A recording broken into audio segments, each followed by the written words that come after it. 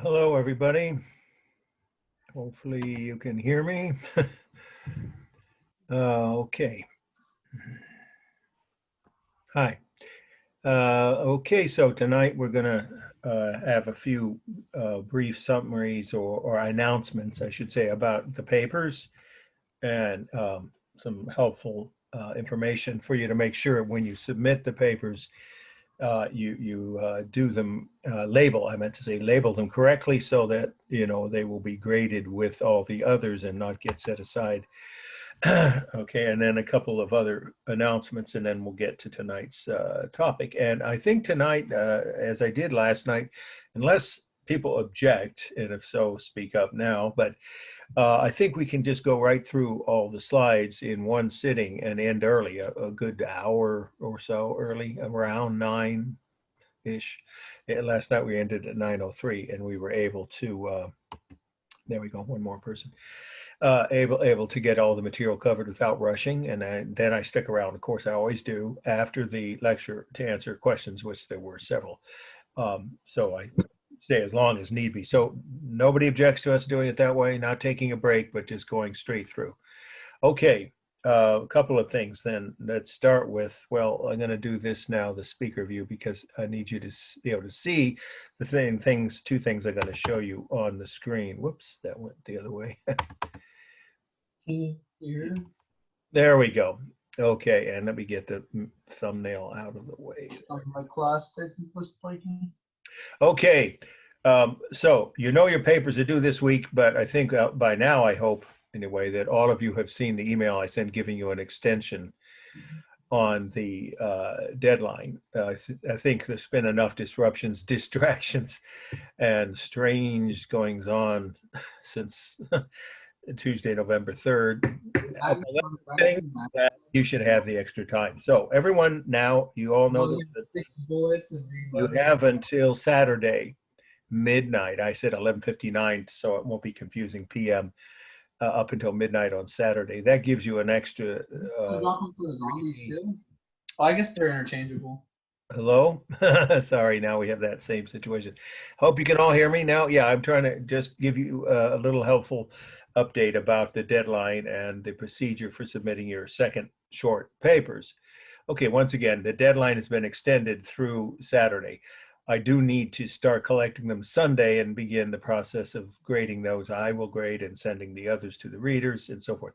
Thanksgiving week, of course, is the week after this. So we have class, both the Tuesday and Wednesday sections, because they're not holidays and nobody has to travel.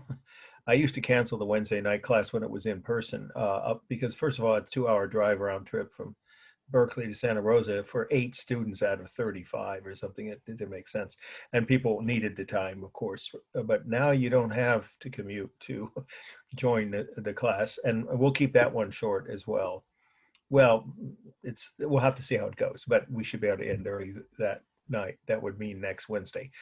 But the fact is, the next 4 days, I don't think anyone's thinking about writing, grading, assignments, what have you. I know my readers aren't, and I know we're not supposed to get together with family, but I mean, outside of our families, sorry. But whatever you do, that's your business for Thanksgiving. I don't want you to have to worry about that, but neither should my readers or my family. So what I'm saying is that whole week, the papers are probably just going to sit in the inbox file of me and my readers. So we'll start grading them perhaps right after, like Sunday after Thanksgiving. So you're going to need to give us till the week after that, which will be the first week of December. Sorry, second week of December to get your grades back to you, if they're submitted on time. Okay, so there we go. The deadline extended. You saw the email, I hope. If not, it's in there.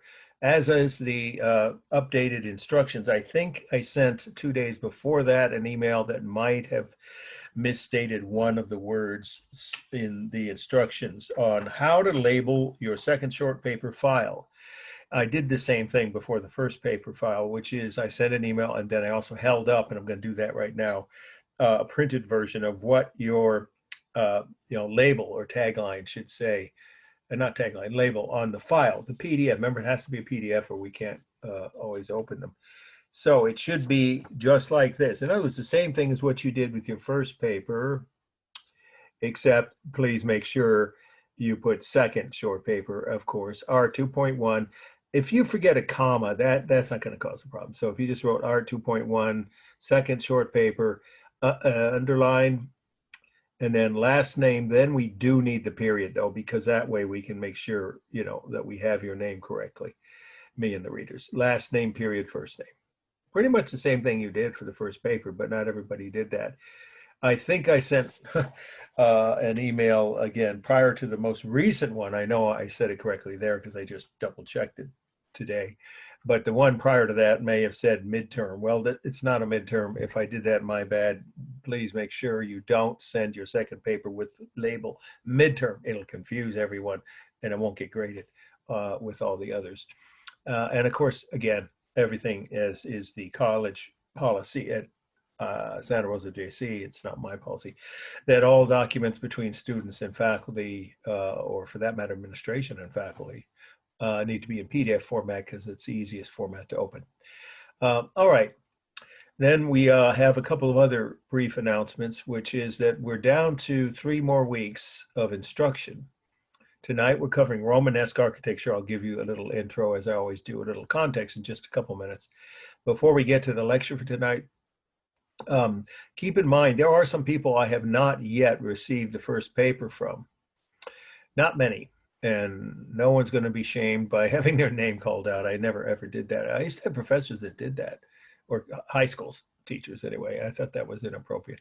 So you know who you are. If you didn't, you have some more time, but it's getting late and you have a second paper due in a few days, plus 3 weeks after that is the final.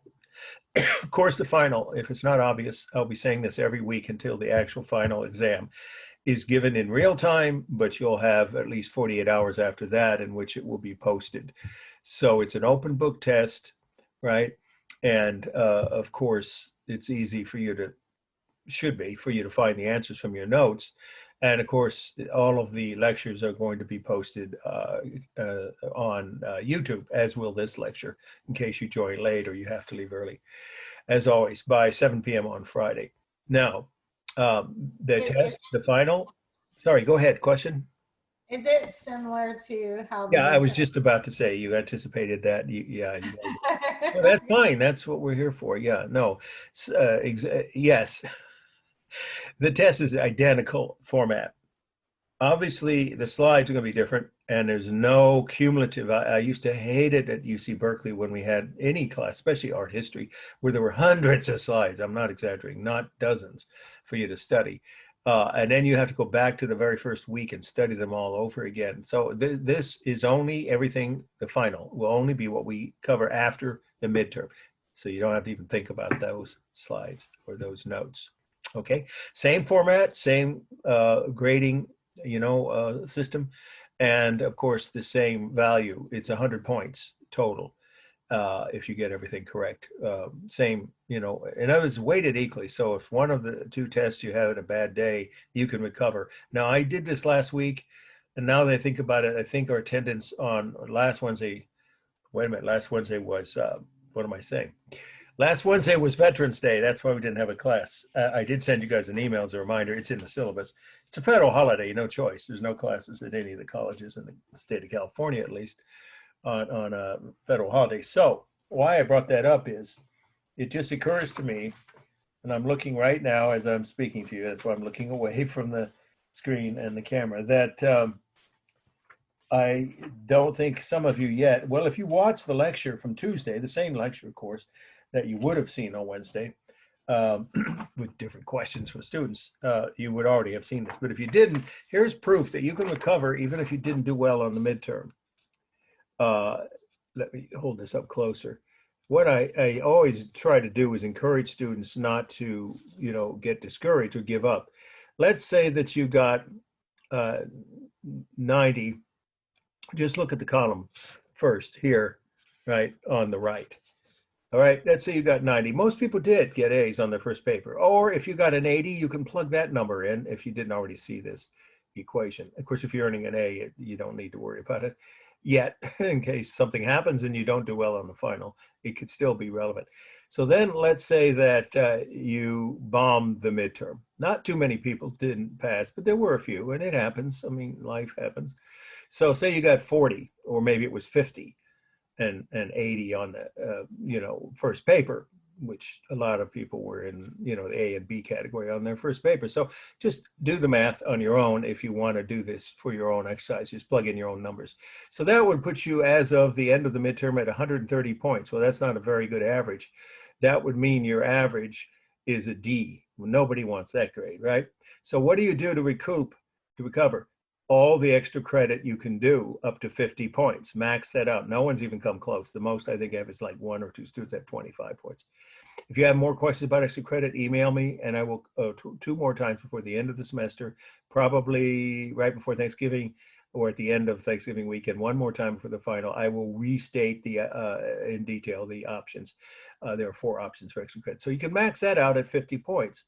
Then on your second paper, I put 95. There's no excuse for people not to get an A on your second paper. If you didn't on the first, you know what you missed and what you did wrong and what you need to add. You can still email me, and this is important also for the second paper, as late as Friday, no, I better say Thursday, midnight on Thursday, to show me a sample of a semi-final draft before you choose to submit the final draft. That would give you the option, I've already done it for several students, of me giving you feedback and telling you what you're missing. So if you're missing anything, I just go back and add it. But if you give it to me on Friday, the day before it's due, that's not enough time for me to give everything back to you. Friday at my house is movie night anyway, with my daughter choosing the movies.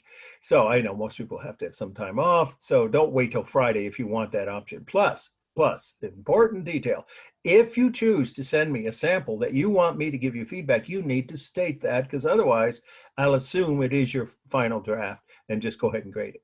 So you have plenty of reasons to get an A. Let's say 95, you miss a few points. So where are you then? If these numbers were similar to yours, you'd have 275 points heading into the final. So what do you need for a B? Well, don't aim low, but all you'd need is 45 points, because 320 points, you see there, is a B. We don't do minuses and pluses, as you know, in this college. They do in every 4-year college, but not here. So B is a B is a B. But what if you want an A? Well, you'd have to up your game to 85 points on the final, which is not that hard since it's open book. And you could easily end up with an A, even if you didn't pass the midterm. Everybody, I hope now is clear about what I'm trying to get across. There's no reason to get discouraged, at least not in a class like this. And now this is a system that many professors at this college, not the exact numbers, but the concept of giving you a chance to turn your work in late. Whereas with my daughter's high school teachers, they're all over the map. About 3 or 4 of them have said you can turn late work in with a few points off.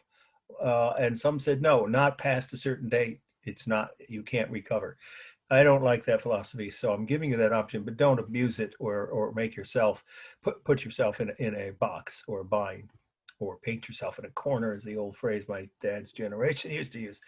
How would you paint yourself into a corner? Anyway, having, in other words, not enough time to do a good job on both papers, waiting to do them both at the end isn't a good idea. Okay, now, so I've covered the main things, and like I said, I'm not going to recap the extra credit options I sent 1 week ago tonight, a reminder, but any individual questions you have about your grade, your total grade, yeah, just email me. But go ahead now if you have a question, except I won't tell anyone else your grade. If you're asking me what grade you got, I'll wait until you email me. But please, any questions about grading?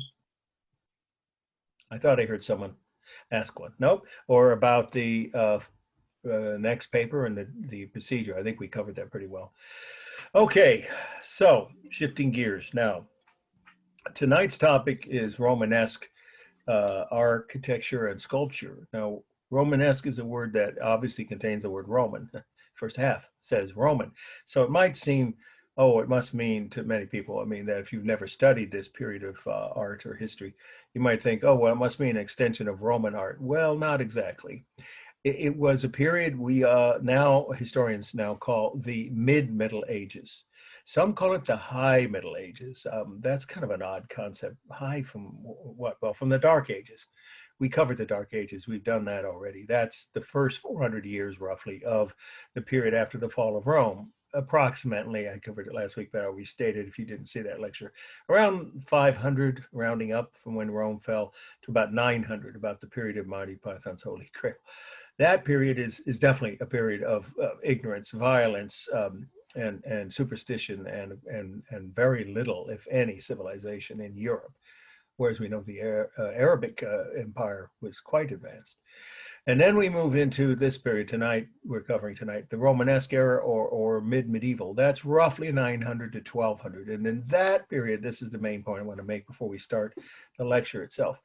There begins to be the first stirrings, I guess you could say, of an urban civilization recovering from the Dark Ages and all the centuries after the fall of Rome, when there wasn't any kind of urban civilization. In fact, there were hardly any cities. There really weren't any cities. Rome and Paris shrunk down to a few thousand people from like hundreds of thousands under the Romans. So it was definitely a low point in Western European history. And so then it begins to after around 900, this period we're covering tonight, the mid-Middle Ages, you begin to see first the Crusades happen around 1000 to 1200. What's that? 2 centuries. There were popes issuing, calls for, quote, Christian, right, soldiers, right? They even had, songs they marched by and all that in their different languages from all over Europe, the different kingdoms. They would ask the kings of the different kingdoms to contribute soldiers, or they themselves would do that. That is, the kings decide to go where? To what's now Israel, in essence. Quote, they called it the Holy Land, unquote. You may have heard that phrase. So there was about, it was over 10 different groups of crusaders over about once every generation during that 2 centuries. And what that has to do with our topic tonight is that they brought back with them new ideas, new knowledge. There were engineers embedded with the soldiers. I mean, not like we think of the Army Corps of Engineers, which, by the way, my father was in World War II. He did a lot of cleaning up after the Nazis destroyed every town they abandoned after they were pushed out by the Americans and the Allies. He would come in, my dad, and as an engineer, and clean up with his outfit. But the point is, engineers were around in the Middle Ages, and they had to build bridges and siege towers and catapults. And so they would see what the advanced culture of urban civilization in the Arab world looked like. And then they'd also gain knowledge of the foods, the spices, other types of technology, not just military, and bring those ideas and some of the products back with them to Europe. So that started trade between European towns, which then grew because they became more prosperous and began to gain in population. And also it's the beginning, this period, we're talking about the beginning of universities, the first universities in Europe, which were, remember, a Muslim idea. And they were obviously flourishing in the Middle East. So these crusaders, the more educated ones, there were many who were, they would say, well, we should do that back in our hometown. So the first university, for those who care to know, I didn't know this until I started reading a biography of Michelangelo. Of course, we don't cover the Renaissance, but at some point when I teach, I will next semester, class 1.2, which is world art from the Renaissance to Impressionism. When we cover Michelangelo, I'm definitely going to emphasize the fact that it's a superbly written biography. I mean, how many? There must be 100 biographies of Michelangelo, but this is the best one I've read. And it talks about the first university he attended only briefly. He never got a degree, from Bologna. Yes, the meat is named after that city. It's a city in Italy I've never been to, in northern Italy. Anyway, it's the oldest university in Europe, and that started around 1100. So that's right in the middle of the period we're covering. So universities, cities, trade with foreign kingdoms, and new ideas and products imported, back and forth between the Middle East or Asia. There it really is. It's Asia if you look at a map. And North Africa. Began to increase knowledge and learning, and a little bit more educated classes began to happen in Europe. Okay, so let's get to tonight's screen share. It worked fine last week. Last night. There we go. Should be no problem to get started with the first slide. And let's get it full size. There we go. Can everybody see this? Yeah. Good. Thank you very much. All right. So it's our first must know. And this is the, it's not first on the list that, I've said this before. If I did the exact same order, the exact same slides every semester for year after year, I would get, mind freeze over it. So, my eyes glaze over, as they say. So I try to vary things by adding occasionally slides or subtracting, not in the middle of a semester, but between semesters. And the order. Here we are. It's the third one down on your list, week 14. You should be looking at that now, but I'll spell it. Toulouse Cathedral. Toulouse is a city in France. It's not a description. Toulouse is Toulouse. Again, Toulouse. Cathedral, I think you know how to spell that, right? It's on your list of terms to know. We're going to define that in just a moment. So again, the title, Toulouse Cathedral, the location, France. And the date is 1080. So this is a classic example of Romanesque architecture, church architecture. So in order to understand how Romanesque architecture works, you need to know what the three main features of a Romanesque architecture are. And that is where I will now have an interesting segue, because I forgot to hold up. I spent a long time on this drawing. So here we go. We're going to stop the share and hope we come right back to it, because what I need to do is show you this. I think it's going to work fine. And I'll hold it up for a couple of minutes so that you can read it and or take a screenshot, however you want to do, registering these features, because you may be asked these on the final. The three main features of Romanesque churches. The first one is concentric rounded arches. You might think, wait a minute, didn't the Romans use arches? Yeah, they did, and they had rounded arches. But they didn't do arches within an arch, or one arch above another. And why that matters is because when you do that, a concentric arch, right? One, underlining the other one, it's much stronger. Those kind of arches can support much more weight above them. And that's why you're going to see these incredibly tall towers for the first time in architecture anywhere, really, in the world, but certainly in Europe. It was with Romanesque cathedrals, because you couldn't have done this kind of thing before with the simple rounded arch of the Roman era. Okay, then the second feature is the short, stubby columns. Now that's relative. The columns aren't all that short. The way I drew it is slight. It's not even an exaggeration. It's just that it might be that some of these shorter columns might be twice that length, but they're shorter by comparison to a Greek or Roman temple, where the columns, as you know from our previous lectures, were 45 to 50 feet tall, all of the columns. At least some, if not most of the columns on a Romanesque church are going to be relatively short and wider proportionately than any previous style of architecture. And then finally, I can't draw this one. You'll have to wait till we get to, I think it's the second must know, an interior view of the main aisle of a Romanesque church. So inside, the third feature of Romanesque is inside the ceilings are Romanesque style groin vaulting. That'll mean nothing to you now. And rather than try to explain it without a picture, let's wait till we get to that. Now let's see how well this, I've never done this before, gone back and forth. It should get us back to it. I think it will. Okay, there we go. All right, so what we have are all three features on this church, but here it's the exterior, obviously. It's the outside, showing the actually back end of this cathedral in one of France's larger cities. Toulouse is a major city in southern France. So let's go up closer to it. And you can see the concentric rounded arches where the arrow is pointing, the cursor. One arch above the other.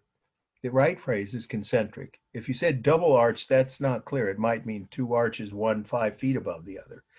No, they're not. They're one lines the other, and the two together help support the weight of everything above it. So what is this section? It's an apse. Remember that word? That could come up. We defined it already. These semicircular extensions on the outer wall of a church. So there's several. There's a small apse here. Then there's a wider, taller one here, and then a tall, narrower one. So it's 3 levels of apses. Why?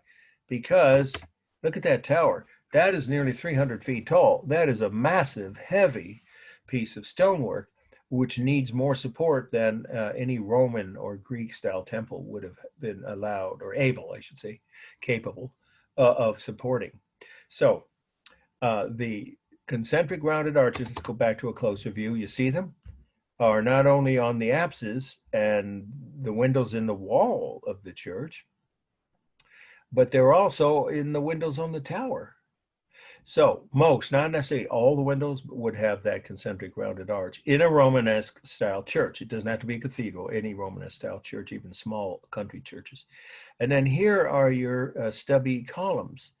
Actually, both of them are. First, there's a darker stone column, and that's not even a third of the height of a Greek or Roman temple. That might be 15 feet. It's probably less, probably 10 feet. And then there's a little one above that. You see where the arrow is. And then these columns here are narrow, but still shorter and proportionately, therefore, short and stubby. Again, it's just in comparison with the classical Greek and Roman temple architecture we've already studied. So the third feature, you'll have to wait till we get to an interior view of a different church, the growing vaulting. Okay, so this tower, this is a really important part of the meaning of this slide.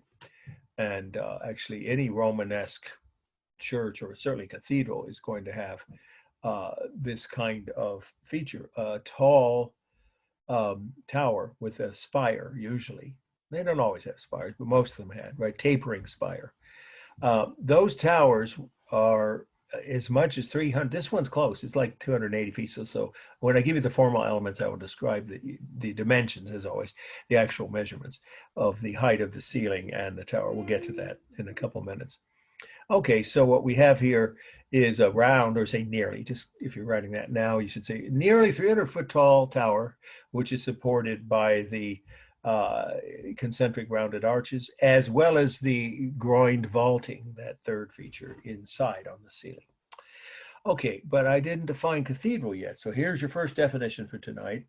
These definitions are fairly short by comparison with some previous ones. But you do need to write them, because remember, they could appear in the true-false section of the final. Okay, so cathedral, here we go. Uh-oh, there we go. Hopefully it's back. Said it was temporarily, my internet connection was all right. It looks like it's all right. Okay, cathedral, there we go. Down near the bottom of that page, below the three main features of Romanesque churches. Okay, a cathedral is the most important and usually the largest Christian church in a given city, comma, the most important and usually the largest Christian church in a given city, wherever they're located, comma, over which a bishop presides, period. Over which a bishop presides, period. Now, some of you have some knowledge of Catholic hierarchy, right, from either being raised Catholic like I was, or otherwise just from, your own knowledge. Bishops, most people think, are strictly a Catholic institution. That's not true. There are bishops in several Protestant denominations. So that's why I said Christian, not Catholic church. Now, when we're looking in this period in the Middle Ages, they were all Catholic. The bishops and the cathedrals were owned by the churches were owned by and run by the Catholic Church. The bishops presided over them. So I'll say that definition one more time. Okay, cathedral was or is, and they're still making them, right? They're still all over the world. Cathedral is the most important and usually largest Christian church in a given city, comma, over which a bishop presides. So in this particular church, the bishop decided to make his tower taller than the towers. This is the really important final part of the meaning that you want to make sure you write in your notes. In case this slide is on the final. I'm not saying this slide is so important I won't cut it, but at the moment, assume it may be on the final. Okay, so why would they make these towers so tall? Well, there are two reasons. This bishop chose to make this tower taller than any neighboring cathedral around the word is diocese, right? You don't have to know that word, right? His region. The bishop resides over an area where certain people from all these towns come together, and if they want to come into the main cathedral to worship, then he's the one that they hear give the sermon, right? So we have a bishop who's designing these churches, that's actually not a small fact about the meaning. And almost all medieval churches, not just Romanesque, but Gothic, the ones we're going to cover next 2 weeks is on Gothic architecture. So any medieval, whatever style church, cathedral anyway, certainly cathedral, the architect is usually the bishop. That means the bishop had to be trained in design to some degree. Now, they weren't engineers, so they'd hire a master builder, they called them, or an engineer to help them make sure that they didn't make a mistake. Why? Because some of these towers collapse. That's actually a fact. You could add that to your notes if you choose to. It's not very common, but more than one or two of these towers got to be so heavy and weren't properly designed or supported, so that after the church was completed, sometimes years later, the tower would collapse. And of course, if there were people inside the church, they unfortunately were victims of that tragedy. So in order to avoid that, the bishop would become the architect and choose the master builder or engineer to work with to make sure the structure was sound. But the design of the building, the height of the tower and the stained glass, windows, a number of them at least, if not the details, and the placement of everything, that was up to the bishop. So this bishop is designing a tower nearly 300 feet tall, and he deliberately chose to make it taller than any of the neighboring cathedrals around. Can anybody guess? There were two reasons why in the Middle Ages these Romanesque church towers kept getting taller and taller, and that there was a competition going, if you will. There are two reasons why that was done. Can anybody guess one or both of those reasons? Well, what does this symbolize to you? Let's get up to the top part here. I mean, if you think about what the purpose of a church is, obviously, to make you think about certain things. I have an idea, but I'm not sure if it's appropriate. You know what? Nothing is inappropriate as long as it's relevant to the subject matter, and I'm guessing you might be right on the nose with that. What is it you're thinking? I'm thinking that they tried to make him bigger as sort of like a dick measuring contest. Oh my God! Give that lady an A. He's the first student in years that have guessed. That's here's how I put it. Now, there's nothing wrong with that because it is the point I was about to make.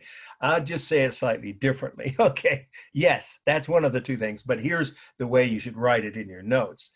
These bishops were showing off how powerful they were. And of course, that is a function of their ego. So let's take with apologies to Sigmund Freud, an analogy. You've heard of the phrase blank envy. I didn't say the word. Substitute the word you just used. Blank men showing off their sports cars or whatever it is, that they're bigger guns or whatever it is they have. They'll show how much more powerful they were. Yeah, there was a definite of course, it wasn't conscious probably about the point you made, but you put it very accurately. So We're never going to forget this slide. well, these say that again. Sorry, I missed the last part of that. We're never going Yeah, well, you got to forget this slide now. Yeah, well, that'll help you remember. So the odds of it going on the exam are now higher than they were before this point. Just summarize it this way to keep your notes in a place wherever someone sees them at your home and they don't think that you're taking a obscene class. I'm sorry.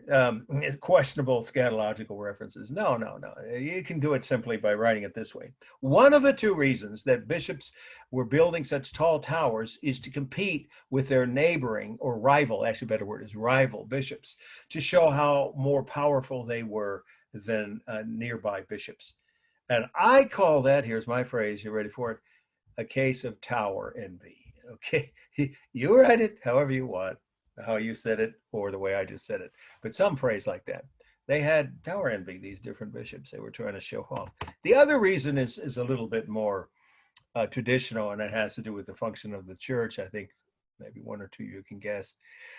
Anyway, it's to symbolize the purpose of the church, that you're supposed to think about going to heaven.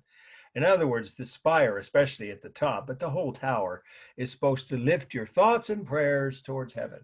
So you would be thinking of heaven as you walk underneath these massive towers inside the church to attend the church service or to worship or pray. So again, they had a religious symbolic meaning too. the tall towers, you know, are reaching towards or symbolizing, trying to get to heaven. By what? By listening, supposedly, of course, to the teachings of the church. At that time, it was the Catholic Church. If you follow them, you're going to go to heaven, right? So this is symbolic of the quest for heaven and raising the thoughts, or lifting, you could say, the thoughts of their worshipers, of those who came to these churches, towards heaven. So both purposes about equally valid. Okay, that's plenty on the meaning. Let's do the formal analysis. They're balanced. All of these buildings are going to be. There are rare exceptions. There are a few cathedrals that aren't symmetric. In fact, actually, we're going to see one next week with Gothic, early Gothic, but it's not a design feature. Just 90% of them, let's say, almost all of them, are symmetrical, whatever style, especially with Romanesque. I don't think I've ever seen an asymmetrical Romanesque cathedral. Maybe small churches. They're going to be symmetrical left to right. You draw a line, cut it, slice it right down the middle from top of the tower to the foundation. It's going to be identical left to right, but obviously not balanced or unbalanced, weighted toward the bottom, always. Then we have the rhythm, of course, of the arches, the columns, the apses, right? The decorative features and the structural features repeat throughout the building. The texture is the real smooth texture of tile on the roof. And here, let's get up close. Glass in the windows, and then rough brick and stone on the walls. The columns are stone, and the walls themselves are brick. It's rather unusual. Usually, these churches were made out of solid stone. But at least the exterior, there may be interior framing is stone. Well, it is actually. I've been inside this church, so just say the texture of the exterior is rough real brick, smooth real tile, and smooth real glass. And then we have the dynamic, of course, is obvious on the apses and the arched windows, the top of the tower. But the tower itself is stable, as are the walls. Obviously, the corners and the edges of the walls, of the main walls, anyway. So, well, actually, the apses are not part of the walls. They support the walls. So, yeah, just say walls that are straight up and down. They're stable, as is the most of the tower. The spire and the arches are dynamic. There is no modeling here except for the shadows created by the sun. And at this point in time, it looks like the sun was hitting it directly. There's no shadow. There's no painted or carved line that you can see. If you got up close, you'd see a little on the columns, but you can't see that. So you just say in your notes that there's the visual line around the edges of the arched windows.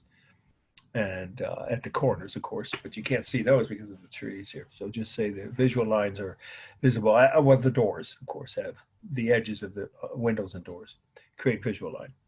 And then we have, let's see, mass. The largest mass that's easy. It's a tower. Then it's the nave. Now I'm going to define that word with the next slide. So let's hold off on that. The main aisle, you could say, but the right word, you should just write it now in your notes, N-A-V-E.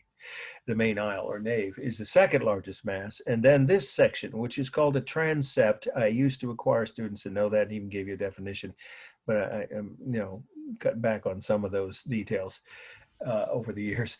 But you should know that's the other part of the interior, the other aisle that goes side. If you've been inside some of these churches, even the smaller ones, let alone there are a few cathedrals here in the Bay Area, right? You may have been in San Francisco. What is that one? I can never remember the name, but Grace Cathedral on Nob Hill. You may have seen the inside of that.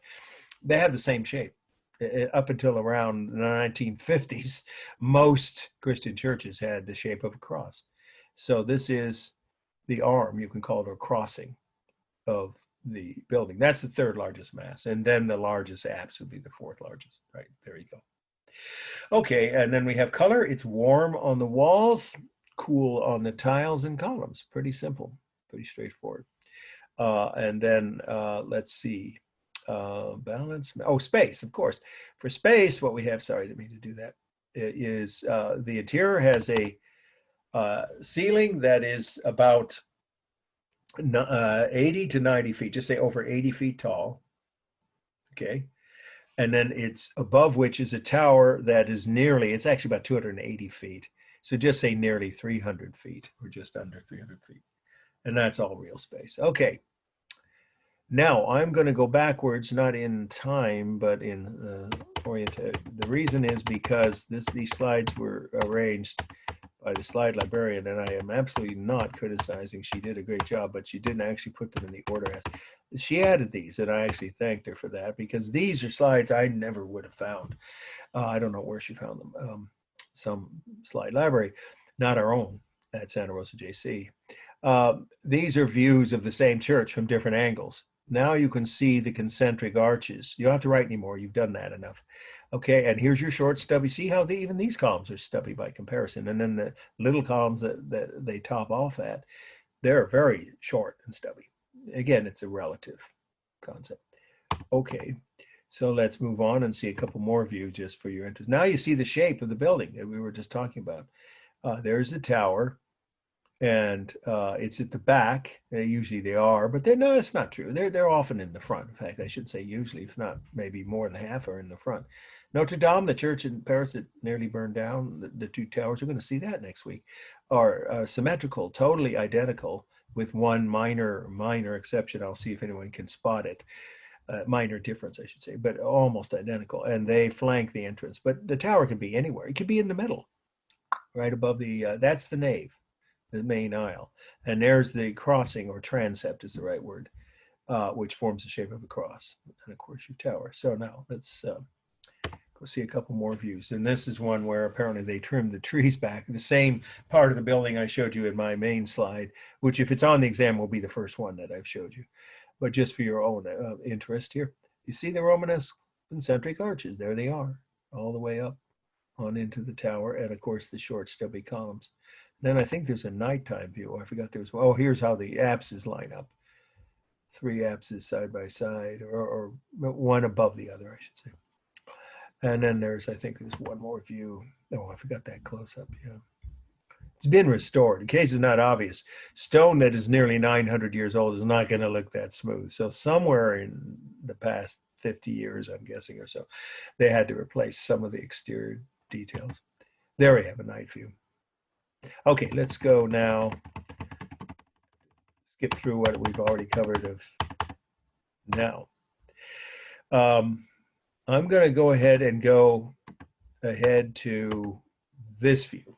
This next muscle, because I've already said now several times the phrase groin, Romanesque groined vaulting, and it wasn't clear, of course, before seeing a slide. So that's what this is. This is the next must know that we're going to do in the order we're doing it tonight on your syllabus. I think it's, let's see, it's down at the 4th one down. Well, it is just after the one we just looked at in order of the way I have it on the syllabus. Okay, so this next must know is very important. I'm not going to cut it for the study list. Okay, so you do want to take extra careful notes. It's the nave, I've already spelled that, N-A-V-E, of Saint-Étienne. Saint, I'm pronouncing it the French way, or Saint. You can abbreviate it. You can write the whole word out if you want to write out the word Saint, but usually in Europe they abbreviate it. S-T, period. And then Etienne, it's a very popular first name in France. And obviously the name of a saint. E-T-I-E-N-N-E. Etienne. E-T-I-E-N-N-E. The location is a city in northern France, Caen, C-A-E-N, and the date is 1133. Now, for those few of you who even care, you may know that there is a Cannes Film Festival. They ain't had it this year for obvious reasons. They'll probably have it next year if they're lucky. It's usually in the spring. It's the French version of the Academy Awards. And lots of American movie stars and filmmakers go there. And they get nominated for Best Foreign Film, just like we here in the Academy Awards, right, have a category for Best Foreign Film. That's not this Cannes. Confusing, right? Well, we have lots of cities in this country with the same name. Look, there's 2 Portlands, one in Oregon and one in Maine. There's actually more than that. So it's just the same thing in France. This is the northern city on the northern coast of, and I've been here. It's a beautiful city, and this cathedral is amazing. I said cathedral. Technically, it is not a cathedral anymore because they moved the cathedral. The bishop, right, doesn't preside over this anymore. And it is now just a large church still functioning as it did when it was designed, or finished rather, in 1133. But here's the exterior. Look at that. You see about how massive those towers are? And I just was telling you, they can often be identical as they are in most Gothic churches, and almost all Romanesque churches with twin towers, or two towers, I should say. The word twin towers tells you already that they're going to be identical. And here you see that they are. Look how tall they are. They're more than twice the height of the ceiling below them. And you can imagine how heavy and massive they must be. They couldn't possibly have had towers this tall without the Romanesque style features. The Romanesque, this is not a must know. I used to have it, it was on the syllabus for a few semesters, but I cut that down a bit because of all the things you guys have to deal with, or we all do with the remote learning. But anyway, you can just look, you don't have to write this, and then go back to the interior, and then you will need to take notes. You see the short stubby columns again, relatively, and the concentric arch windows. And this is in the city of Caen. Again, not anymore a cathedral. So that's why it's just called Saint-Étienne. Should be Church of Saint-Étienne. But we always try to use the titles that are in the textbook in Stockstead. All right, so here we go. Now you should be taking notes. This is the nave. What's a nave? Here's your next definition. Not too long. The nave is the long central aisle of a Christian church, comma, in which the parishioners sit facing the altar. Okay, again, I'll repeat that. A nave is a long central aisle of a Christian church in which the worshipers sit facing the altar. You don't need to have a comma if you don't want to. There's the altar. This is still a functioning Catholic church. You can see there's the cross there and the altar. A priest, not anymore a bishop, because a bishop now went to a different church, presides over this congregation. Now, if you're curious, you probably all can tell without my explaining. These are not medieval. Those are modern folding chairs. So what does that tell you? Well, now you should write this, not the folding chairs. Just ignore them if this slide is on the final. These churches, many, not all, but many, it's hard to say what, majority or not, so just say many medieval churches, no matter what style they were, even a cathedral, didn't have permanent seating for most of the worshipers. They had to either bring their own or sit on the floor or stand. And these could be 2 or 3 hour long ceremonies. So there were seats, though. They were called pews. So who got them? Well, you can guess. The rich folks. See, there are pews near the front. So only the rich and powerful got to have their own seats. Sounds, not so surprising, does it? So these are modern imported, portable chairs, of course, which they must have had, purchased for just the purpose of everyone having a place to sit. So if you want to imagine this in the Middle Ages, people could have brought their own. There were, wooden chairs back then, or they could have sat on a small bale of hay or a cushion. They had cushions then too, or just on the floor or stand. So it would have been, not at all like this. But everything else is intact. All of the structure is totally original. So let's talk about the 3 Romanesque features. They're all visible here. Here are your concentric rounded arches, obviously. Here are your short stubby columns, even the ones on the bottom. Sorry, let me raise that up there. Relative, again, in proportion to Greek and Roman temples. And even shorter, there they are up at the top. But the one feature we haven't seen that you do need to understand in your notes is the groined vaulting, the Romanesque groined vaulting. That line is not a pointed arch. These are all rounded or Romanesque arches, which are always rounded, remember? And they intersect. That's the groin, much as is on a human body. The different, function, of course, in a human being or other animals, mammals, and so forth have groins, but it's the same concept. This is where the sections of the ceiling, in this case, structural features, I should say, come together. These, of course, are pieces of stone that help support the weight of the ceiling and the huge towers we just saw above them. So that's called Romanesque, as they're rounded Romanesque style arches, Romanesque groined vaulting. And when you add that to the other features, the concentric arches on the exterior and, as you can see, in the interior, and to the short stubby columns, which also, by the way, are fairly strong compared to tall narrow ones, all three features, but particularly the two that really support the main weight of the towers and the ceiling are the concentric arches and the groin vaulting, the Romanesque groin vaulting. So those are important features then. So that's pretty much the whole meaning of this one. So let's do a formal analysis. It's completely symmetrical. Inside and out. So this is balanced left to right and top to bottom because the width of the floor and the ceiling is the same. The ceiling keeps going, by the way. Those are aisles with the stairs leading upstairs. There are two sets of balconies, you could call them, or side aisles that are raised. So, of course, in order to get to your seat, there has to be some way without disturbing everyone sitting, in the middle of the nave. So always the nave is surrounded by side aisles, but you don't have to write that. I mean, that should be self-evident. So the aisles, of course, continue out to the walls, the floor, and the ceiling, therefore, are the same width. So they are balanced completely, as well as the largest masses. What are those? Well, it would be on the outside to be the towers, but you can't see that. We're only focused on what you see in this slide. The largest mass here is the ceiling, because look at all that extra stonework and all the arching. This clearly has more material, more structural material on the ceiling. So the ceiling is the largest mass in this. Then the floor. Then the third largest, you can probably guess, is the lower or first level of arches, or the lower section of the wall, if you want to call it that. Then the next section would be the fourth largest, the middle level. And then the top level is, of course, even shorter. For space, it's real space. The ceiling here is only about 60 feet high, but it gets much higher here in the middle.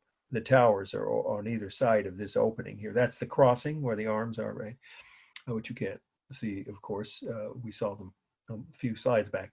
So just say the ceiling in this slide on the aisle, I'm sorry, the nave, is about 60 feet high. So it's real space.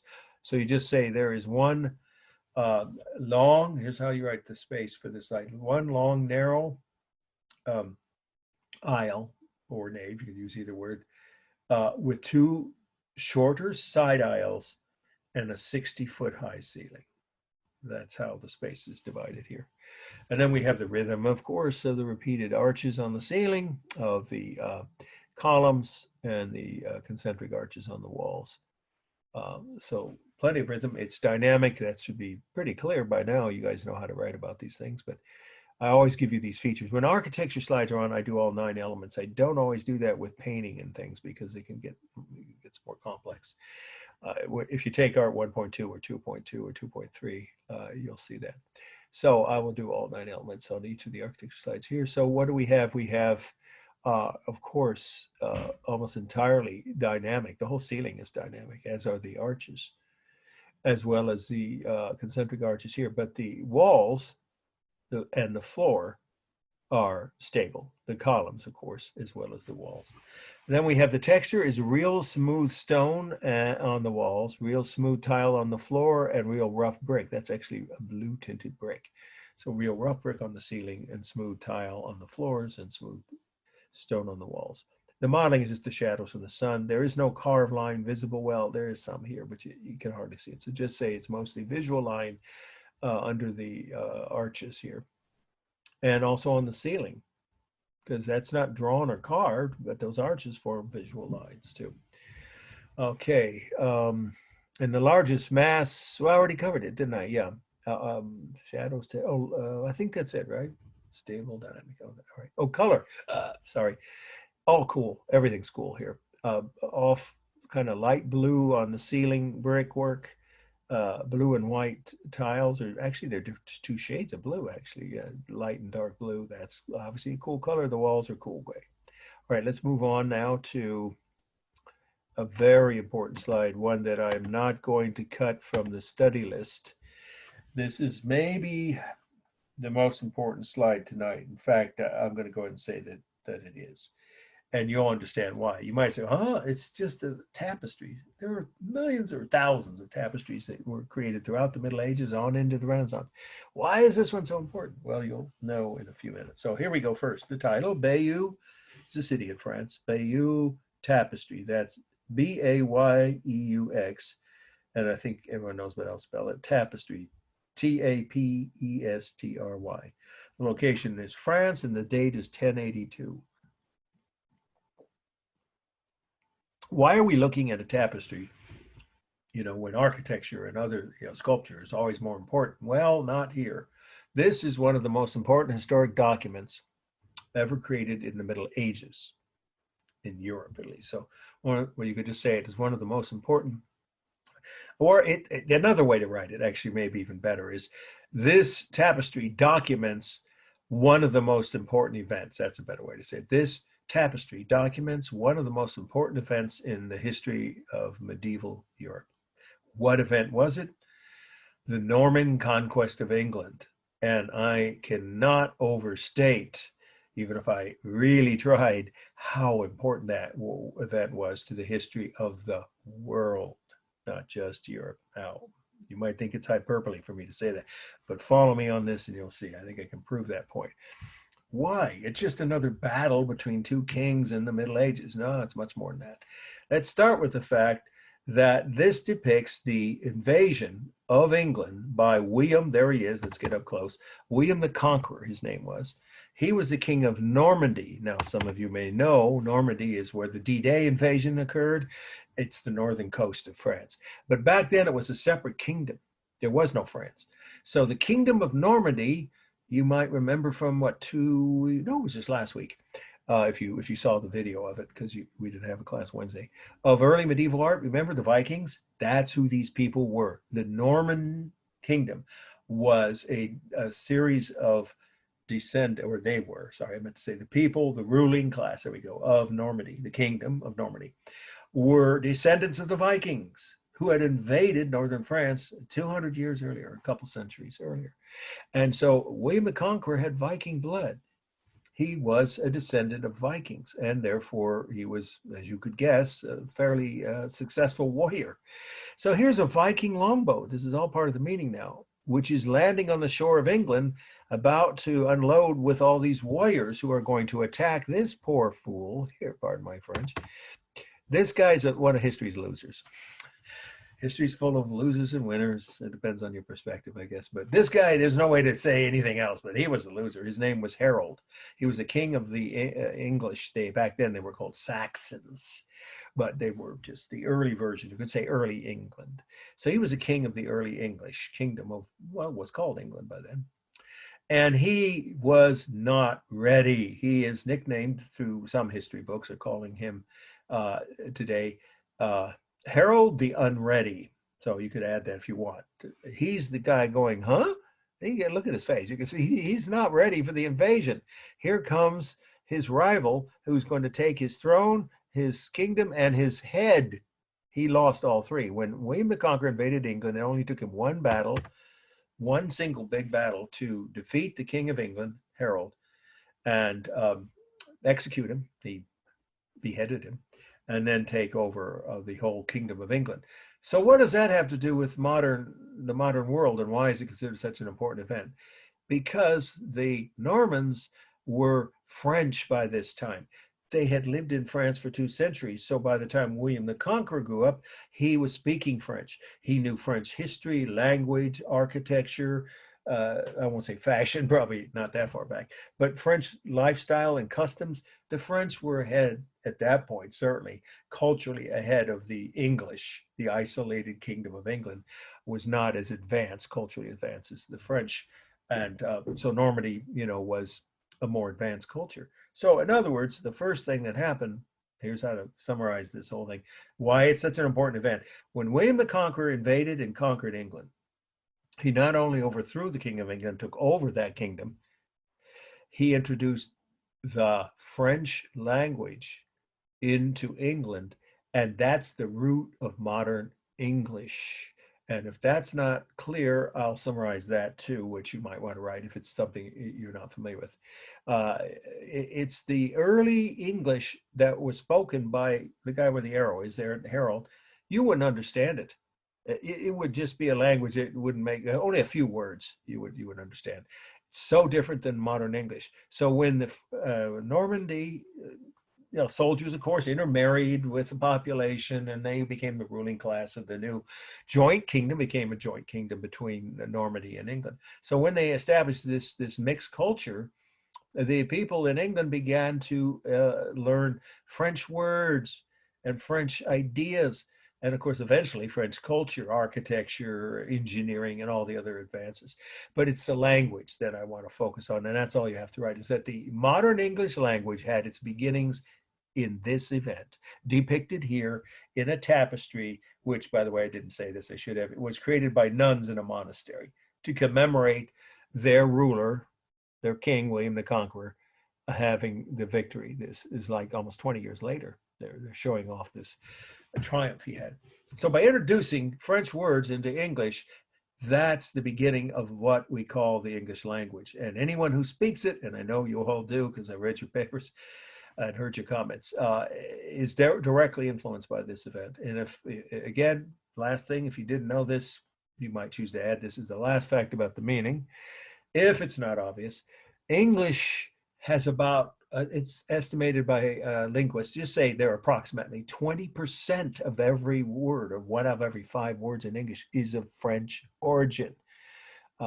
Mobile, garage, automobile, those are only some of the most obvious ones that come off the top of my head. Those are all French words. And some of those didn't exist in the 1100s, no, but, or 1000s actually when this happened. But the idea of blending 2 languages, early English, which you would never have understood, with French language, and creating in essence, a new language, the beginnings of modern English. You can't overstate that. It is the most widely spoken language in the world, as many of you know. Now, I'm not saying native speakers, that would be Mandarin, right? Chinese. And then it's a very close call for second place between the number of people who speak what language in their own home country, between Spanish and English. And different sources say, English is second and Spanish is third, or vice versa. But what matters is when you go around the world, you know this, I'm sure you do. If you're going to be a professional who deals with any kind of overseas activity, whether it's in business or science or government or education, you're going to notice that English is the main language that people communicate in. And it has its roots all the way back here more than 900 years ago. Okay. So let's now do a formal analysis. The colors, these are interesting, are almost all warm, right? One of my students called this baby blank, that the word begins with S, brown. If you've ever raised a small child, Anyway, don't write that. The different shades of brown and orange are all warm, most of the color. But there are some cool colors, and it's mostly green. Sad. Of all things, William the Conqueror's riding a green horse. I don't think there were ever any, but that is how these nuns depicted his horse. So that's a cool color, as is some of the clothing. These are English lookouts, by the way, who are trying to warn Harold, get ready, and he just wasn't. That's why he's called Harold the Unready. And that's a lookout tower that they must have climbed down from. This is a siege tower, right, which was used, built by the Normans for their invasion. They didn't need it. They didn't have to use it against London. By the time they got to London, the fighting was over. They had defeated the English king in the countryside. So they had built these siege towers. So these 2 towers here, and the arrangement of figures of William and his main general here in the middle, and these 2 guys here, and then the longboat and the tent for the English king, it's clearly balanced, roughly, of course, balanced left to right. I would say top to bottom as well. The rhythm is obvious with the figures of the human, rulers here, these larger figures, the king of the English, and of course the 2 towers here. Right? There's plenty of rhythm, the repeated shapes of these soldiers, et cetera, of course. Dynamic only on a detail or 2. It's mostly stable. Look carefully. These 2 towers are upright. The figures in the middle, standing upright or seated on their horses upright. And even the Viking Longboat, the people in it are mostly seated straight upright. But the sail here and the top of the tent of the King of England, of Harold, those are dynamic details. There's no modeling at all, but there is simulated texture, pretty good actually if you get up close, on the stonework of the lookout tower, the wooden siege tower, the clothing of the figures. Those are the main, well, actually the tent, fabric of the tent and the sail. So there's good ceramic texture. And the lines are a mixture of bold on the horses and the two towers and thin on the human figures. Okay, and then let's see. For space, the only technique is overlapping. And these two masses, I see them as almost identical in total space or area. Is there a larger mass or a smaller? It's a close call. I don't think you can say clearly. The tent covers about the same area as the Viking Longboat. These two towers are similar, but this is slightly wider. So you can say that's the second or third largest mass. And then the other tower, unless you count the two figures in the middle as one mass, since they overlap. Okay, let's move on now. This is not a must, so I just quickly want you to glance at this. You see how clearly I took this slide when I was on a layover at a train station in central France. You see the Romanesque concentric arches. In fact, it's like a double set of concentric arches here. But they're really obvious on the upper wall here, area here above these statues. And then the short stubby columns, they're everywhere you look on this, even on the towers, on the two side towers. So you see that style of architecture. It's not a cathedral. This is a small parish, they call them. It's just a local church, Catholic church, of course, built about 1000 AD, according to the plaque that was on the side of it. Okay, well, let's get to the next must know. We covered that. This slide is one of the other two. Okay, I said that the Bayeux tapestry was so important, I definitely won't cut it.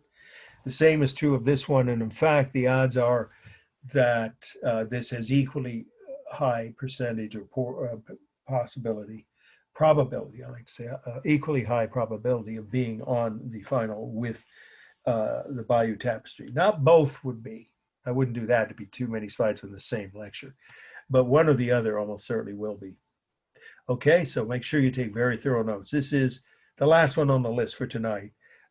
Cathedral complex at Pisa. Cathedral complex at Pisa. Now we already spelled cathedral, right? And complex, you know how to spell. But Pisa gets misspelled a lot. Please don't write it as P-I-Z-Z-A. Of course, it's not that word. It's the city. Many of you have seen these photos of these buildings, or at least of the tower. The Leaning Tower of Pisa, of course, is world famous. That's spelled P-I-S-A, of course.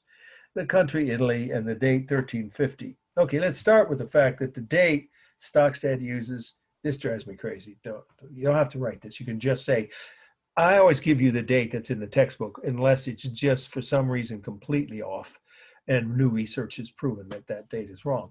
It's not that she's wrong. It's that all the part of this entire complex, all of these buildings you see, we're only going to talk about the three main ones, the cathedral, the baptistry, and the bell tower. And we're going to talk about each one and their purpose, of course, in a few minutes. But before we get to that, why do I say this? You don't have to write this.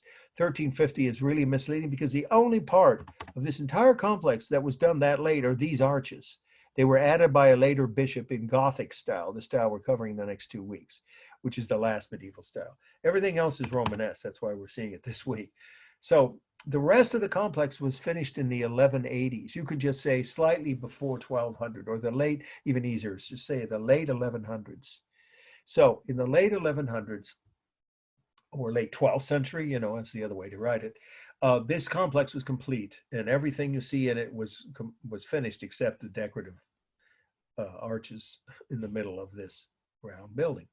Okay, that's why, to me, the date 1350 is not really very correct, but that's what she uses, and we'll leave it at that. All right, so what are the three buildings? The complex is always a series of buildings with multiple uses. There's the cathedral. There is the baptistry. Now, I used to put that as a definition, but like I said, I'm trying to cut down on things like that to give you guys a break. So I'll just tell you what that, some of you know, if you've ever been inside one. A baptistry is a separate building near a church in which baptisms are performed. And most Catholic churches have a baptistry. Certainly Catholic cathedrals all have baptistries, or at least the older ones do. So this is the baptistry. Which is where baptism, dunking the baby in the water is my one of my uncles used to call it. And so that is one of the three buildings in the complex that you'd need to identify if this is on the final, which, like I said, is a high possibility. The cathedral, we already know what a cathedral is. And then this is, we haven't seen yet, a bell tower. Now, everybody knows about the Leaning Tower of Pisa. They know that it's very sharply tilted to one side. But what you probably don't know is the reason. Why is it tilting? So now I'm going to pause and just give you guys, anybody speak up if you can. Anybody guess why it started leaning almost immediately after it was finished? And it's because the ground is really like you guys, A for all of you. Yes, you said it. Yeah, most people don't think of it that way. Yes, it's the ground that's setting. A lot of people assume and understand me. The structure was faulty. The foundation wasn't built right. The stonework wasn't, sturdy enough. No, it's exactly what you said. It's called settlement. And of course, we're not talking about a legal settlement, but the earth, the ground underneath was too soft, and it started leaning right after it was finished, within a few years anyway. And that is why it continued to tilt further and further. Now, this is an old photograph. This is all part of the meaning now.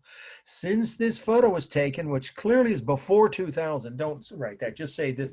In this old photo, the tower still leans very far to the, well, it depends on where you're standing, to the right, in this photo. It has been pulled back halfway to upright position. There's no other way to say it. I'll repeat that. The Italian government carried out a project to pull this leaning tower halfway back to an upright position. Now that leads to another question. I'm sure a couple of you, as focused as you guys are tonight, will have a thought. Now, why didn't they just pull it all the way right side up, all the way straight upright? There are two reasons, actually, but can you guess any one reason? Has anybody been to Pisa? Anybody heard of the town of Pisa without hearing about the Leaning Tower of Pisa? In other words, I'm giving you hints. What else is there in Pisa? And it ain't the food Pisa that people come to see, of course. So one more time, anybody can guess why the government of Pisa, the city, and the Italian government, the national government, did not want to pull the tower all the way right side up, or upright? Because anybody? The tourism money. Yeah, exactly. You got it. Exactly. So you should put that in your notes. There were two reasons they chose not to make it fully upright. They would lose the income from tourism, and their main industry in this town is tourism. You don't have to be an architectural historian or architecture buff or have any knowledge of architecture to look out here and see, yeah, there ain't a whole lot of other famous buildings or monuments of any kind in the rest of the city of Pisa. It's pretty much just this that draws the tourists. So that's one reason they didn't do it all the way upright. The other, you probably couldn't guess unless you have some engineering background. It would have been in danger of collapsing if they pulled it too far, because they had to use cables. You don't have to write this much detail. Just say the other reason they didn't, the government of Italy did not try to pull it fully upright, besides losing the income from tourism, is that it would have been a dangerous operation, or it would have created the danger of a crack. Literally, the stonework, after all, it's 900 years old or 800 years old. The stonework could have cracked in the middle and the whole thing could have collapsed. That would defeat the purpose. So the engineers told them that wasn't safe. So they did it for both the practical reason of safety, to make sure the tower did not get damaged in the process of pulling it part upright, and for the financial reasons, of course, that motivate so many other government agencies, which is, the tourism, the industry, the income, I meant to say, from that industry. Okay, now the cathedral has something, our last new definition for tonight, and it's really a short definition. So it's at the bottom of the list of terms to know from tonight that we've been looking at. Cupola. Now, I'm putting the arrow there. Let's go up closer. I know people will look at this, and I think Stockstead does also, because she doesn't have a background in architecture. It's not a criticism. You can't know everything, but that is my area of special expertise. And having taken architecture courses all the way through graduate school, that is not a dome. That is a cupola. And here's what that is. It's a short one-line definition. Cupola is a room resting on top of a roof or a dome. So you can have a dome building, which also has another structure resting on top of the dome. You're going to see that if you take art 2.3 or 2.2 or 1.2, not 2.3, sorry. If you take a Renaissance art class, you'll see that. The cathedrals throughout the Renaissance did that, like the one in Florence. But here we have a Romanesque cathedral. So what they did was just put this section above the roof. Why isn't it a dome? You don't have to write this now, but for those who might have any interest in this, many of you have been inside, let's see, either City Hall in San Francisco, back when you could still do that and will again, or the State Capitol building in Sacramento, or seen at least on the news, the interior of the US Capitol building. Those are domes. Those structures encompass. A dome, in other words, covers the entire space of the room below it. This clearly does not, doesn't even come close. That's the nave, and look how long it is. So this is not a dome. This is a cupola. Anybody need me to repeat the definition of cupola? Everybody got that? Okay. So if this were on the exam, that would be one of the facts you could mention about the meaning. Now it's Romanesque style. Well, let's go ahead and go back up close. And you can see that, but that's part of the meaning. Anytime there's a slide of architecture describing the features of what style it is a good portion of the meaning that you should have in your answer if the slide is on the slide essay part of the final. Okay, so there's your short stubby columns. Look everywhere. There aren't any really tall ones right here. And that's the nave. And then here, going back in, is the arm, that's not really the right word, the crossing or transept is the right word, that forms the arm of the cross. So you can see how it's shaped like a Christian cross. So we have the Romanesque short stubby columns and the concentric arches. The same is true on the baptistry, except some of them in the middle of these windows are covered up by the later bishop's additional Gothic style trim or decorative stonework. That wasn't there originally. Now that's a dome, because the entire building is one round room where baptism performed. And so the dome here, it is a dome, covers the entire space, but this is not. But what about the bell tower? What do we call that? If you've been to UC Berkeley, my old alma mater, and some of you may be going there or have friends who already do, or just been there to visit, you've seen the one on the UC Berkeley campus. It's called a campanile, and that's Campanile. You don't have to know that word for the exam. It's not on the list of terms to know, but it's part of the meaning of this slide. You can just say bell tower if you prefer to just keep it simple. A bell tower, or an Italian campanile, is a separate structure near a cathedral. And originally, of course, the one at UC Berkeley has nothing to do with religion, right? It's a symbol of the college, obviously, and a tourist attraction, and a great place to take views of the entire Bay Area if you've never been up in there. Anyway, the point is that the bell tower, or campanile, is of course just that, a bell tower to call worshipers to church, to the services. So it would ring the bells every so often. Whenever they had a church service, the bells would ring from the tower, the bell tower or campanile. Okay, that's all of the meaning. Let's do a formal analysis. Each of these structures is a different size. Now, if you looked at this, you might think this must be the largest mass. No, it's the cathedral.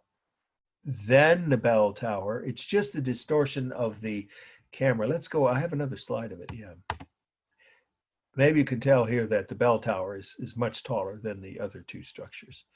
And then there you see your Romanesque detailing and some of the texture, which we'll get to as we do each of these elements.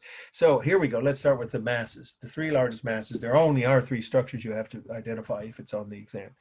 The cathedral is the largest mass, then the bell tower, then the baptistry. That's Basptry, but you don't have to worry about the spelling.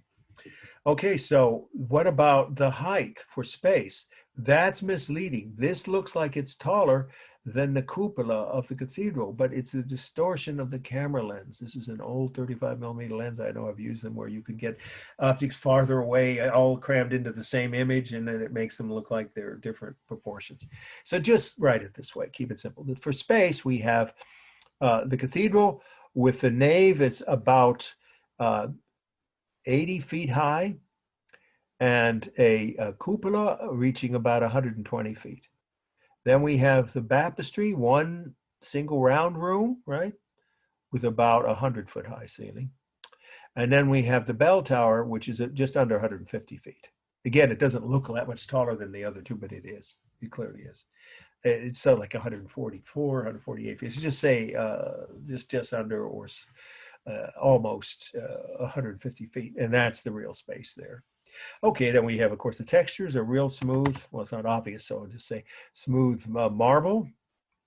That's the stone here on the walls. Rough stone, real, again, rough texture of regular stone. Marble is always smooth. Other stones are almost always rough. On the walls of the baptistry and the bell tower, and then real smooth glass in the windows and real smooth tiles on the roofs here. Okay, and then we have, there's no modeling, it's shadows from the sun. The line, again, you can't see from this distance in this photo, carved line, though there is some. So just say it looks, in this photo, there's visual line around the edges of the arches and the doorways. And then we have the dynamic features, obviously, are the cupola, the dome on the baptistry. Well, the baptistry itself is dynamic. And you might say the bell tower is because it's leaning so much, but it's round. But on the other hand, when it was new and originally standing upright for at least the first few years, it would have been stable. Well, you could just say the columns of all three structures are stable. The walls of the baptistry and the dome are dynamic. The walls of the church are stable. Okay, and then we have color, all cool, off-white stonework, except for the red clay, warm red clay tile on the roof here. And each structure is balanced, even if you might think it sounds laughably wrong to say that the bell tower is balanced because it's falling over. This is just one of those things, you know, where if you just draw a line down the middle, of course, it was designed to be symmetrical. So it would have been balanced. And with the cathedral, it's just like with the last couple we saw, where it's left to right, it's symmetrical, therefore balanced, not balanced or unbalanced toward the bottom. The baptistry is balanced both ways, right? Top to bottom and left to right, basically. Okay, I'm gonna just, has anybody been to Denver Airport? You're gonna say, huh? What's that have to do with this? Well, it does. The Denver Airport control tower had to be moved well over, I think it was more than a mile from where it was originally placed. Why? Because the Native American tribe that sold the land to the city and county of Denver, I think, or maybe the state of Colorado, to build the was the largest airport in America when it was built. I was there right after it opened, and the control tower was closed. They had to use a makeshift control tower. Why? Because the people who built that modern technological wonder of this state-of-the-art airport in the late 1990s didn't listen to the Native Americans who tried to tell them, don't put any of your buildings here. There's an underground stream. So they went ahead, ignored the Native Americans who tried to give them good advice, put the control tower, which was roughly the same height. That's what made me think of it when I was there. They actually had a plaque describing this tragic mistake that was made. It cost $1 billion to fix the problem.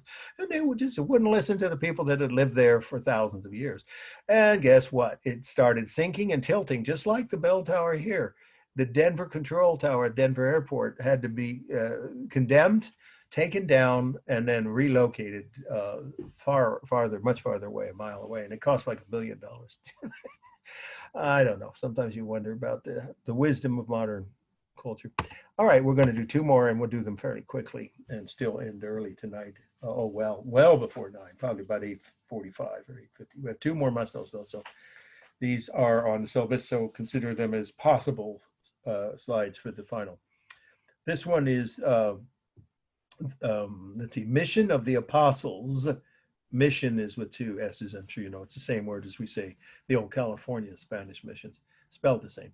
Mission of the Apostles is APOSTLES. That means the disciples of Jesus. Apostles. Mission of the Apostles from Vézelay. Sorry, it's a long title. Vézelay. That's a city in France. Again, Vézelay. Location, France, and the date is 1150. So what do we have here? We have Romanesque sculpture, which is very different than any other style of sculpture from the Middle Ages, before or after. Earlier medieval sculpture, or later would be Gothic, of course, the last medieval style. Earlier and later medieval sculpture had a very distinct difference, or just say it the other way around. Romanesque sculpture was much different than the styles of other medieval sculpture. Why and how? Two ways. One is, let's go up close. Look at Jesus's body here. If you look closely, you notice that he's not sitting still. He's on his throne in heaven. So what's the scene? I should start with that is the first fact about the meaning. This depicts a scene supposedly in heaven, where God is up in heaven on his throne, right? The throne is behind him. And he is now looking, well, sort of looking, if you look closely, his eyes are pointing downward, and his fingers sort of, towards his disciples. They're still alive down on earth. He's telling them to go out and spread the word of this new religion of Christianity. Never mind the fact that there was no Bible that far back. Bible wasn't written, the Bible wasn't written until long after. It started to be written when Jesus first died, but it wasn't completed until hundreds of years later. So there they are with their Bibles, just keep it simple. His disciples or apostles. And they're saints, we can tell, because they have halos. So it's 6 out of his 12 disciples that he's commanding. Their mission, right? Their task is to spread the word of the religion that he taught when he was alive, and he's up in heaven. So that's a literal meaning of this. But the other part of the meaning is the style. So the Romanesque sculpture has 2 distinct features different from anything before or after. First of all, we have the human figures are always shown in motion, that like they're moving and like they can't stand still, let alone sit still. So even Jesus sitting on his throne, he almost looks like he's moving in time to some music, or he's got some kind of a restless leg syndrome, one of my students said. His body is not straight upright. He's not seated, let alone are the disciples down on earth standing stiff, ramrod upright. Wait till we get to next week when one of our Messino slides will be of Gothic sculpture on a church. Very different, you'll notice. In fact, I consider Gothic sculpture just this side of boring. The figures don't have any emotion, any movement, any liveliness. So the way to write that is to say Romanesque sculpture, the main figures in a Romanesque sculpture, or human, let's just say human figures in Romanesque sculpture were depicted in motion, in dynamic poses, as though they were in a constant movement.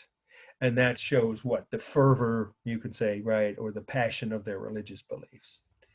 It almost looks like these guys are dancing to some, music. They're jamming here down on earth. Okay, so we have that feature. And the other one is the bodies. The shapes of the human bodies in a Romanesque sculpture are elongated. Just say the main limbs and body parts. Not just their limbs, but their arms and legs, definitely. And in this case, his hand. You're going to wonder why is one hand missing and these 3 heads. We'll get to that. It's the last fact about the meaning. But first, just to focus on the second feature, look at his hand and the fingers even.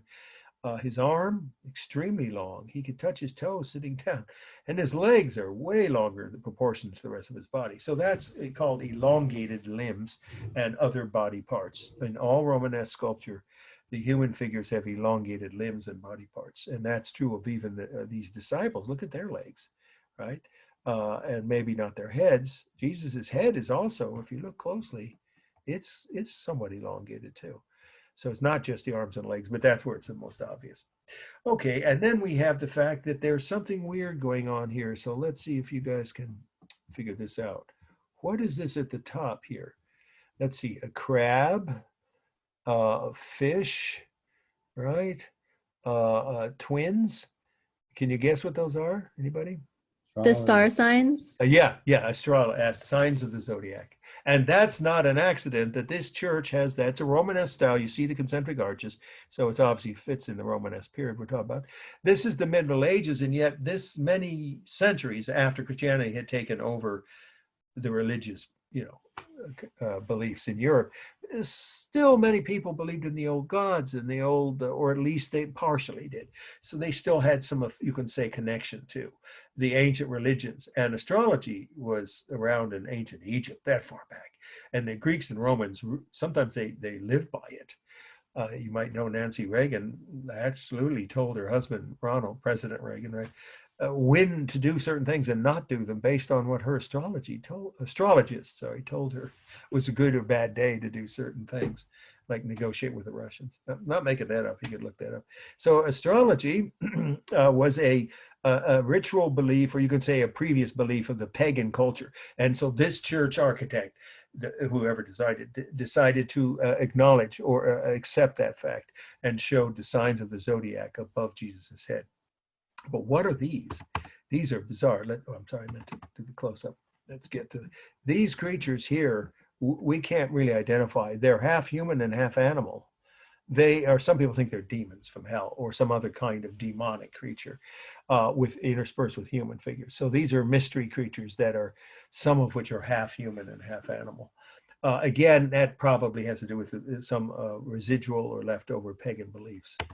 After all, the people who went through this church were uneducated, and many were raised with the dual beliefs in Christianity. They went to church. They probably had a Bible in their home if they could afford it. And then they also might have had, some kind of, objects to show off their belief in astrology or the pagan gods from the past. Okay, but last fact about the meaning. Let's go up close again. Why is Jesus missing one of his hands and several of the disciples or apostles missing their heads? Well, anybody know what happened in France in the late 1700s? Major world event that also changed the course of world history. Very violent event. Okay, some of you, I know it's getting late.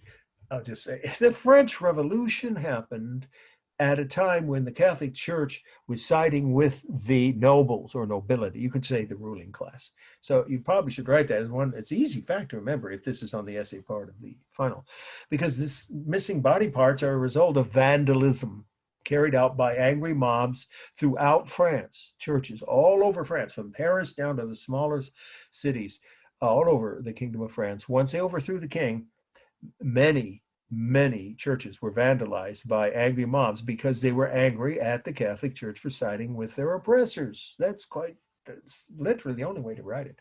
They had sided with the ruling class. Oh, there were exceptions. There were priests who were trying to help the poor. Of course there were. There always have been in every religion, right?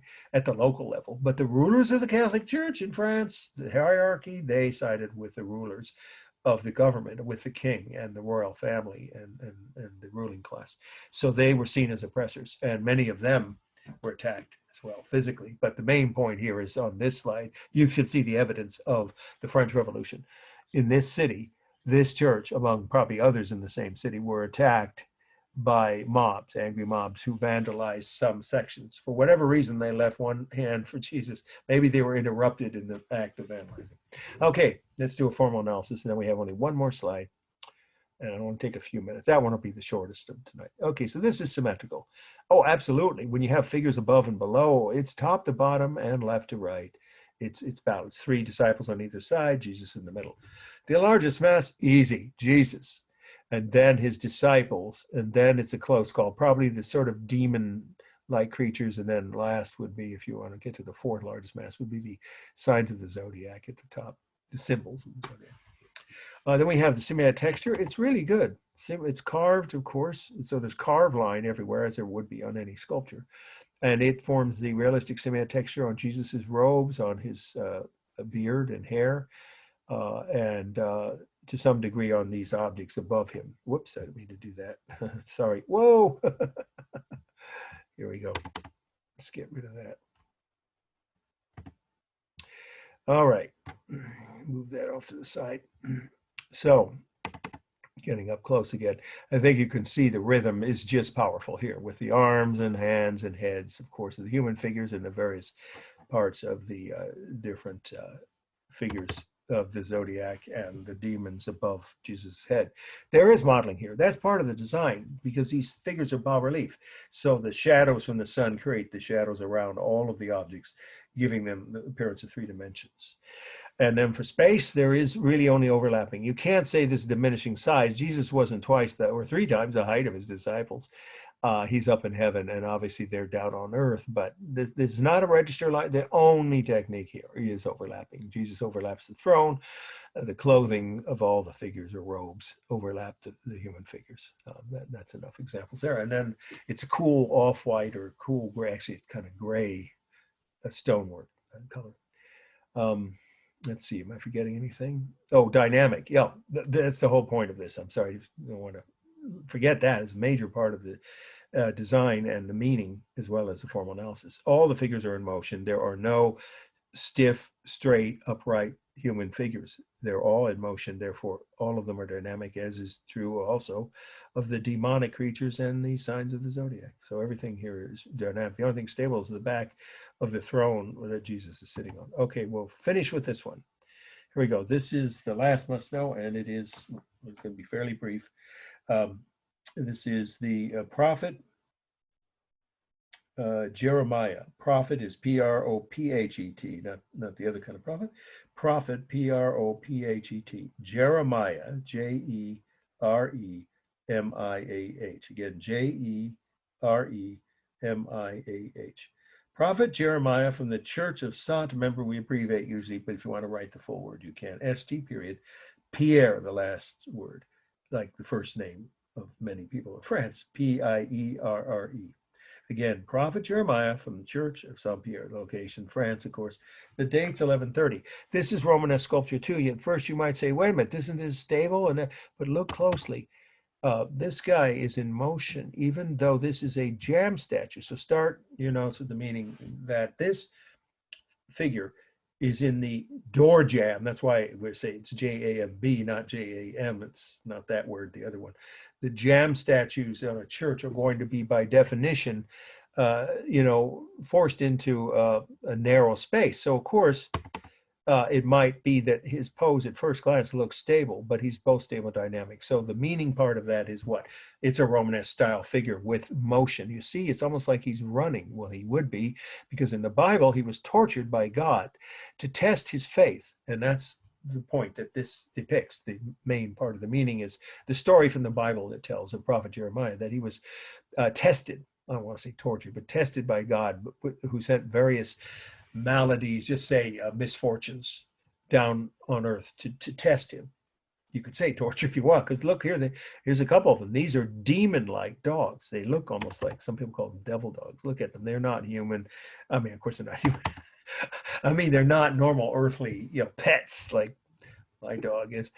The point is that they're meant to be symbols of demonic or hellish creatures sent from hell to help torture him or test him, to keep testing him over and over. It's part of the Bible. That happens to several of the prophets. By the way, the word prophet, it might not be obvious, but that would be someone, a holy figure in the Bible who has a close connection to God and can tell the future. So maybe he knew if he just held out, eventually the suffering would stop. But he's suffering here. Look at his face. You can see that. He's literally feeling, why is God abandoning me? Why am I going through all this suffering? Because it's a test he had to pass, and he did. He didn't abandon his faith. So in the end, God rewards him. I don't remember how. And he's carrying some prayers. Those are prayers in a scroll, right, that he's got in his hands. And he's probably saying the prayers to himself to keep up his strength, his faith in the test of these strengths, of these tests. I'm sorry, in the face. That's what I meant to say. The face of all the tests that God is giving him. But he's in motion, like, I don't know if anyone here does or has friends who do ballet. I knew someone who was in the Oakland Ballet for years.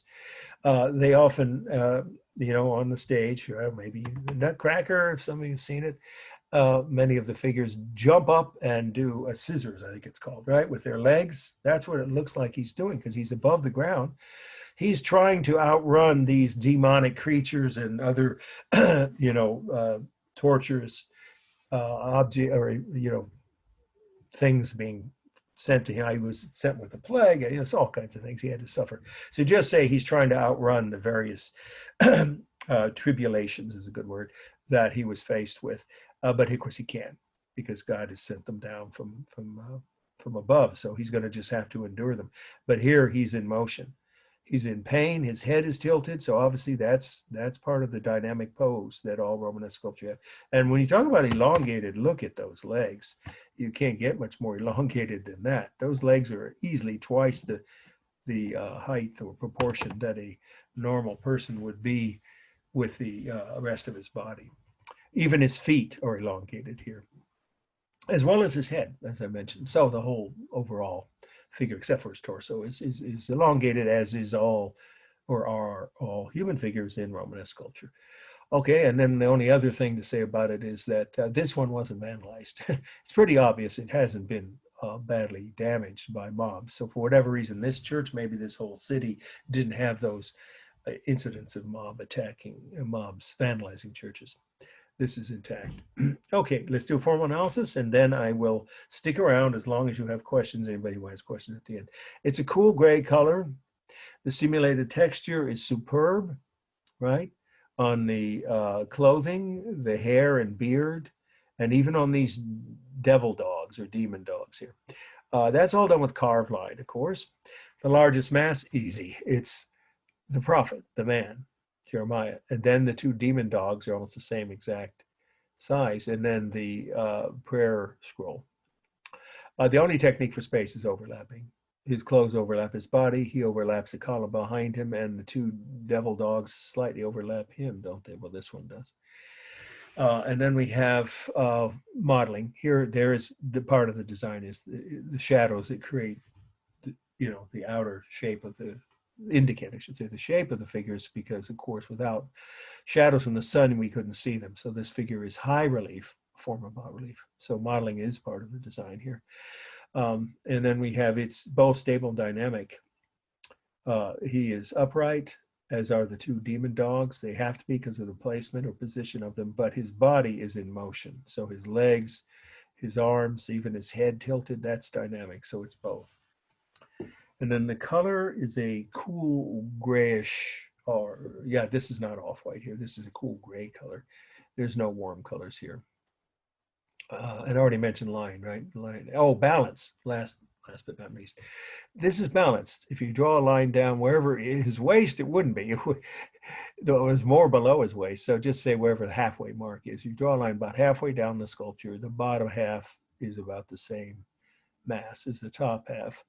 And then left to right depends on where you draw the line. But it's clearly got equal mass on either side within the space of the door jamb. So it's balanced both ways, top to bottom and left to right. Okay, we did as we had intended, as I was hoping that we finished early. It's not even 9 o'clock. What is it, 8:44 or something? I will stick around and answer any questions you have. Don't forget the deadline for turning your papers in has been extended to midnight on Saturday. Okay, but don't wait till Friday to pick a topic. And if you want me to do any reading of a sample of your paper, of a rough draft, you need to get back to me by midnight on Thursday for me to be able to respond on Friday. Okay, and extra credit options or any other credit questions, I mean, you might have about grades. If you didn't get your grades, some of you didn't yet about your midterm, you need to email me, and then I'll send you the actual score, the total points, and letter grade, plus an explanation of what you missed if you didn't get an A. If you got an A, there's no need to explain. You did well, then that's the answer. So I have a few people who haven't contacted me, so you might want to do that before your second paper. But whenever you do, give me 24 hours to get back to you with an answer on that. Or if you didn't submit your first paper, I would consider doing it, but maybe you should put it aside, do the second paper. Why? Because you can get that done on time and not have points off. And then only remember, it's only 10 points off, even if you're, several weeks late on either paper. So if you're using a wise strategy, you would go ahead and have the second paper done, hopefully on time, submit it on time, and then do the other one right after that. And of course, take advantage of all the extra credit. I will answer any questions you have by email. Are there any questions right now, though, before we sign off for this evening? About anything, grading, the slides we covered, the next few weeks, extra credit, the papers, anything at all?